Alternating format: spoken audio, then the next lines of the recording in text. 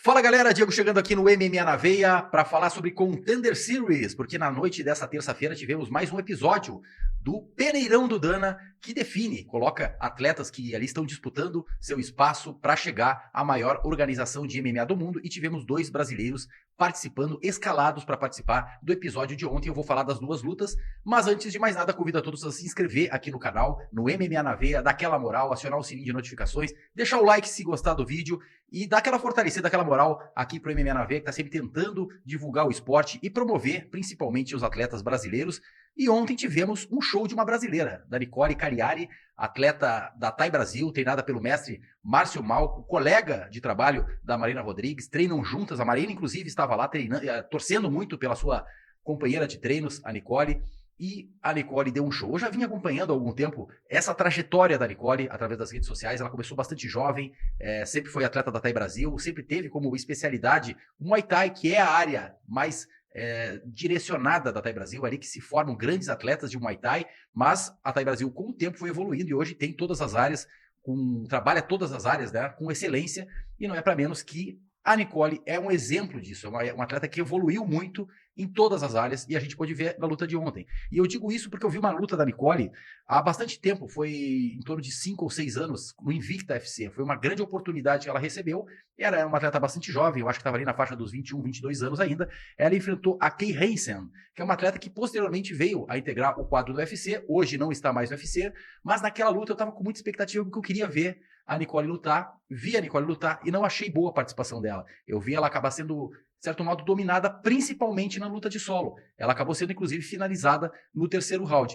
Pois bem, a Nicole de lá para cá seguiu trabalhando, seguiu evoluindo, seguiu numa fase crescente, trabalhando a luta de solo, trabalhando seu Muay Thai, conseguiu avançar em todas as suas áreas e, por conta disso, fez outras 3 lutas após essa derrota e conquistou 3 vitórias no FTD e 2 delas no Fight Music Show, que garantiram a ela o passaporte ao Dana Contender Series.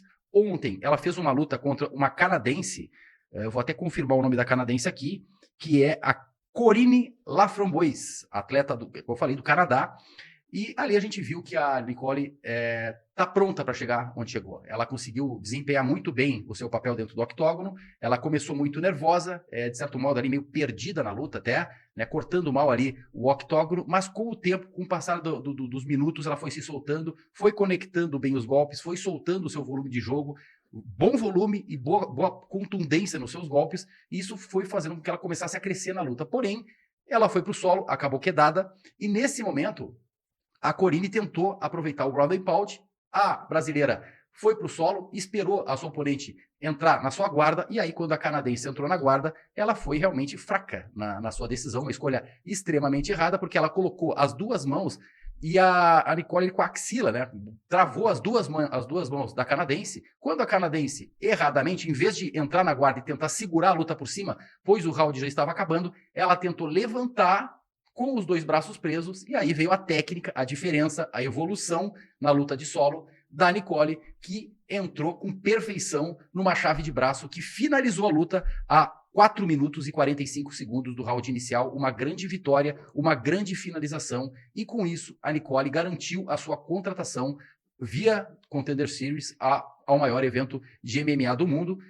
Como eu falei, atleta do Márcio Malco, treina junto com a Marina Rodrigues, está numa grande equipe, chegou onde chegou por méritos, teve que abrir mão de muitas coisas, e hoje ela conquistou, ontem, melhor dizendo, conquistou e chegou a uma nova fase da sua vida. Acompanhei a entrevista dela pós-luta, falou muito bem, se comunicou muito bem, não fugiu das respostas, foi categórica nas respostas, disse que está pronta para lutar quando a oportunidade surgir, que ela está inteira, e se daqui a um mês precisar lutar, ela vai lutar. Disse que pode entregar mais, então ela foi muito bem em todos os aspectos, e por isso chega ao UFC com todos os méritos. Fica aqui nossos parabéns a Nicole Cagliari. Por outro lado, se tinha muita expectativa no Kemuel Ottoni. Por quê? O brasileiro foi o primeiro algoz do Alex Poitin. Foi o primeiro homem a derrotar Alex Poitin dentro de um octógono. Foi no Jogan Fight de 2015. O Ottoni venceu.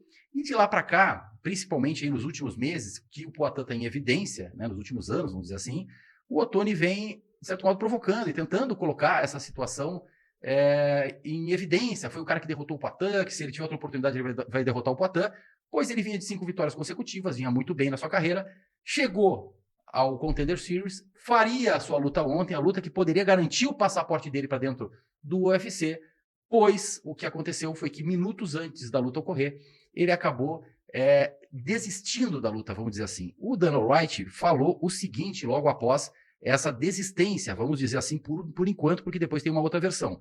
Ele disse o seguinte: é isso que é o show. Às vezes você não precisa entrar no octógono para perceber que isso não é para mim.